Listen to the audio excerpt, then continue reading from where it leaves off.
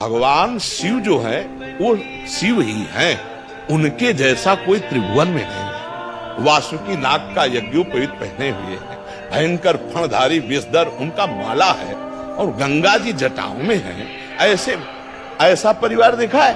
देखो, शिव जी का वाहन नंदी और भगवती का वाहन बबर शेर।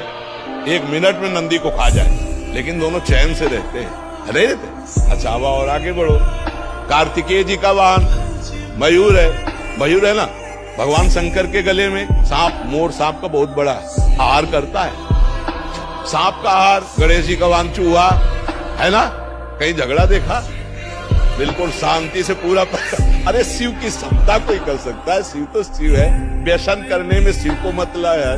ये भगवान शंकर नशा करे? अरे यार, वो तो परमात्मा है यार, वो तो महादेव, देवाधिदेव महादेव है। नहीं, ऐसा नहीं।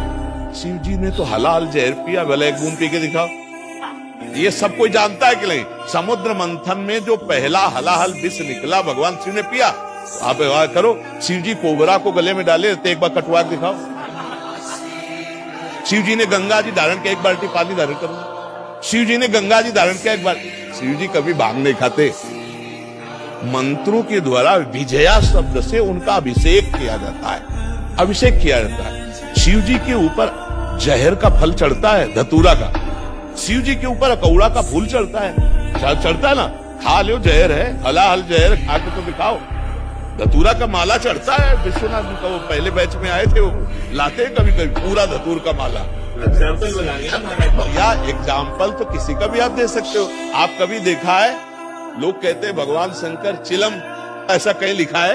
अरे ये सब अपने मन के विलास हैं। वो जगत की रक्षा के लिए हलाहल विष पिया। समझ रहे ना? तो जो हम सोने के समय रट रहे थे, वही जगने के समय चेतना जागृत होते ही निकल पड़ा।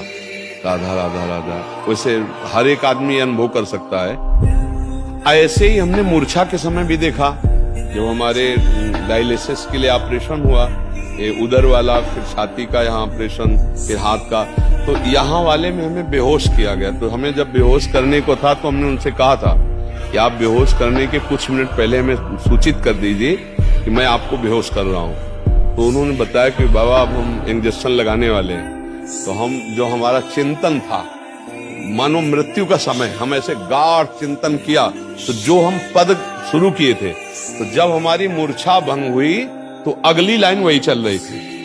शयन के समय, मूर्छा के समय, तो वही आप मूर्छा जैसा समझ लीजिए इसको। तो जिस समय आप राधा राधा चेतना में बोलकर आपकी चेतना शक्ति, स्मृति शक्ति लुप्त हुई, फिर जब जागृत हुई तो फिर राधा राधा आप बोल रहे हैं कि मुझे ग्लानि होती है, तो वो पूरा समय आपका भजन ही माना जाएगा। अगर उस स्थिति में प्राण चले जाते हैं तो आपको भगवत प्राप्ति होगी। क्योंकि मूर्छा के पहले आपने राधा बोला था। मूर्छावस्था में आप असमर्थ हैं, ना सत बोल सकते ना असत, ना सत्क्रिया ना असत क्रिया।